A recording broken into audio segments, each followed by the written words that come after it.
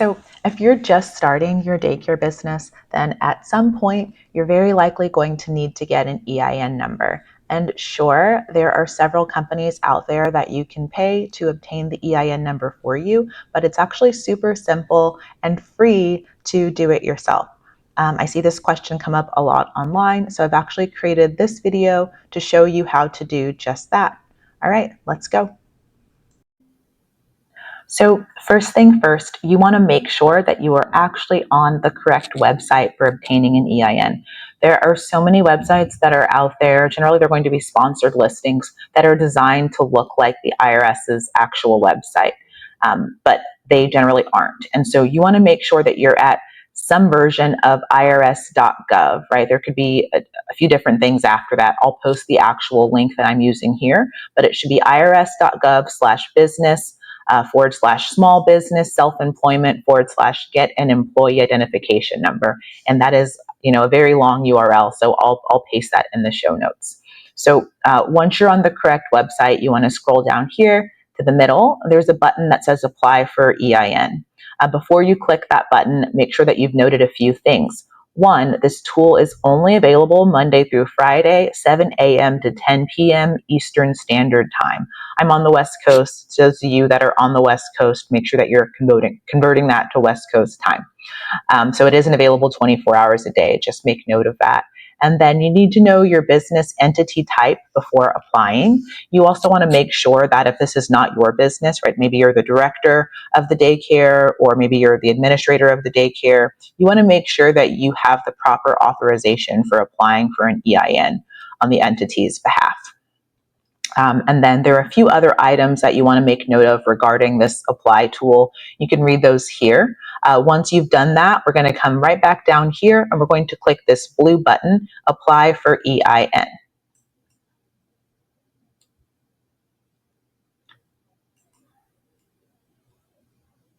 So that's going to bring us to this screen. There's a quick pop-up before you get to this screen. Go ahead and select OK on that. And then you want to select Begin Application. So that's going to bring us here on the EIN assistance screen. There's this toolbar, this status bar at the top that I want you to make note of.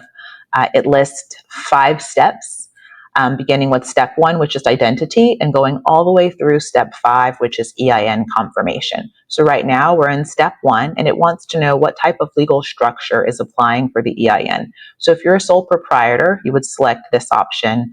If you're a partnership, a corporation, an LLC, an estate, a trust, and so on and so forth. You want to make sure that you select the correct option. If you have an LLC, then select LLC. Do not select sole proprietor. If you're a C corporation or an S corp, then select corporation. Do not select LLC. And so for purposes of this example, we're going to select LLC. So that brings us to this screen, and it says you have chosen a limited liability company, and it's going to basically kind of run through this checklist of what an LLC is and what an LLC is not. And so just read this, make sure that LLC applies to you, and if it does, go ahead and select Continue. So on this screen, it wants to know more about the members of the LLC. So the owners of an LLC, they're called members. So if you have a single member LLC, meaning you're the only owner, then just put in 1 here. And then it says, please select the state or territory where the business is physically located. I'm going to select California because that's where I live. And then here on this next screen, it says, due to the number of members in your limited liability company, you are considered a single member LLC as the type of structure applying for an EIN. And then it gives you more information about that. It basically tells you how you're going to report your income for tax purposes as a single member LLC. And there are 2 classifications, at least 2 classifications that you can elect for how you'd like to be taxed. Read this information. It's very important. For purposes of this video, we're going to skip it. So go ahead and click Continue.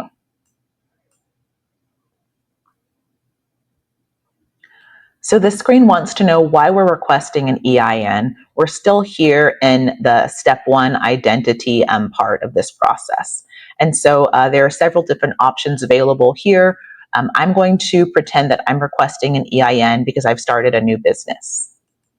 So I'm going to click that option. You want to click the option that most accurately describes why you're seeking an EIN. That could be because you hired an employee, right? If you have employees, then you're required to file quarterly and then also annual payroll reports. That requires that you have an EIN. Maybe you need an EIN to open a business bank account. Maybe you purchased a new organization. Whatever the reason, select the option that most closely aligns with why you're applying for an EIN, and then go ahead and click continue. So in this field, you're going to input your name, your last name, and then your social security number. You want to note that we've finished entering the identity information, right? So we're now on step 2 of this process, and it wants to know about the responsible party of the LLC. Important to note here that this information actually gets checked against the IRS's database of names and social security numbers. So if you just enter bogus information here, you're going to get an error message. So you want to input your actual first and last name and your actual social security number or tax ID number. And then down here it says choose one. And so you can select that you're the owner, member, or managing member of this LLC, or you can select the second option to indicate that you're an authorized third party applying for an EIN on behalf of this LLC. So I'm going to go ahead and input my information here.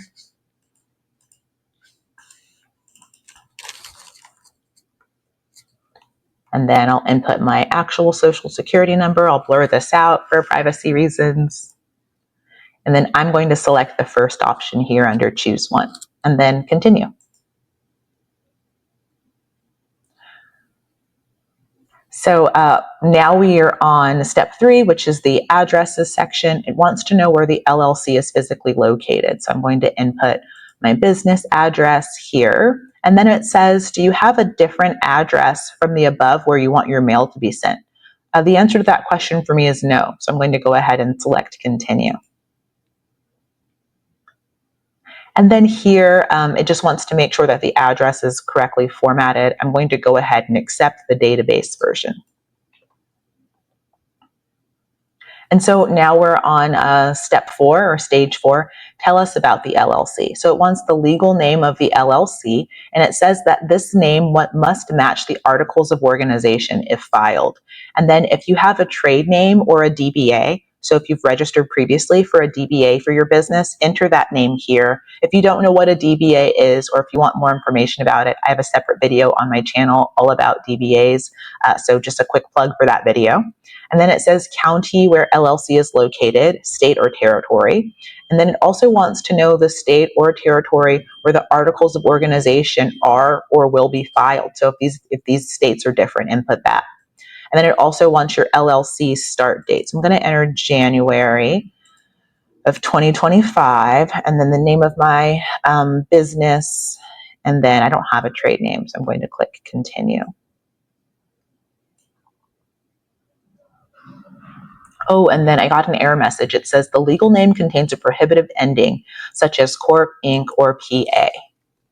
All right, so I'm going to remove that and then click continue. So I should have read that. It says that the legal name cannot contain any of the following endings: Corp, Inc., PA, LLC, LC, PLLC, PA, and then there's some other information there. So I've corrected that issue, and I'm going to select continue. Okay, so now we're here on this screen. We're still in step 4, the details input information section, and it says, tell us more about the LLC. So there are some questions here. There are 1, 2, 3, there are 5 questions here. The answers to the first 4 questions, for most folks, the answers are going to be no. If any of these apply to you, then obviously you want to select yes. The last question, however, this could very well apply to lots of folks. So do you have or do you expect to have any employees who will receive Forms W-2 in the next 12 months? Forms W-2 requires additional filings with the IRS. And so do you expect to have employees, not contractors, employees in the next 12 months? If the answer to this question is yes, then you can go ahead and select yes. If the answer is no, then go ahead and select no. If you're not sure and you don't have any employees right now, then then it does you no harm to go ahead and select no. Probably it will keep things simpler if you do that. So select no here if the answer is in fact no, and then select continue. Okay, so we're still in the details stage, and it wants us to select one category that best describes our business. So it says at the top, what does your business or organization do? And there are several options here: finance, construction, manufacturing, social assistance. There's at the very bottom, there's this option that says other. I'm going to select other and then continue. And then here on this screen, it says you have chosen other. Please choose one of the following that best describes your primary business activity, because they really want to know what you're doing. So there are two options here that I think could work. You could select service, right? Because childcare is a service, or you could select other. And then if you select other, it wants you to input what you actually do. So I'm going to select other, and then I'm going to type childcare, and then I'm going to press continue. Okay, so this is really the last screen before you get your EIN, potentially the second to last screen. I believe after this screen, there's another area that says, confirm details. But this is the last screen for purposes of this video, right? We don't want to actually create an EIN. We're just doing this as an example. So on this screen, it says, would you like to receive your EIN? How would you like to receive your EIN confirmation letter? So you can receive the letter by mail. It says it takes about 4 weeks, or you can get it online. How you choose to receive it is up to you. If you choose to get it online, then it's available for download immediately. If you choose to receive it via mail, it is going to take potentially up to 4 weeks to arrive. And then, with everything happening with the mail system and with the IRS, I think it's probably just safer and faster, certainly, to go ahead and get it online. So select the option, though, that works best for you, and then select continue, and then you will have your EIN. And yeah, you'll be all set to go with it. I hope this video was helpful. I hope it gave you the confidence to apply for your EIN on your own without having to pay a third party some outrageous price for a service that is essentially free. If you have any questions, drop them below. I'll see you in the next video.